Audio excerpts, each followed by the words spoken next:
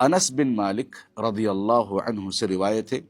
نبی کریم صلی اللہ علیہ وسلم نے فرمایا، لما عرج بی، مجھے معراج کے سفر پر جب لے جایا گیا، مررت بقوم لہم اظفار من نحاس، میرا گزر ایک ایسی قوم سے ہوا، لہم اظفار من نحاس، کہ ان کے ناخن جو ہے تانبے کے ہیں، ان کے ناخن تانبے کے ہیں، یخمشون وجوہہم وصدورہم، وہ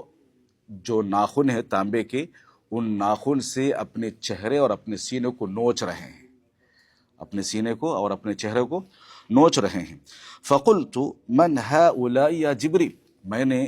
جبریل علیہ السلام سے پوچھا کہ یہ کون لوگ ہیں؟ قال،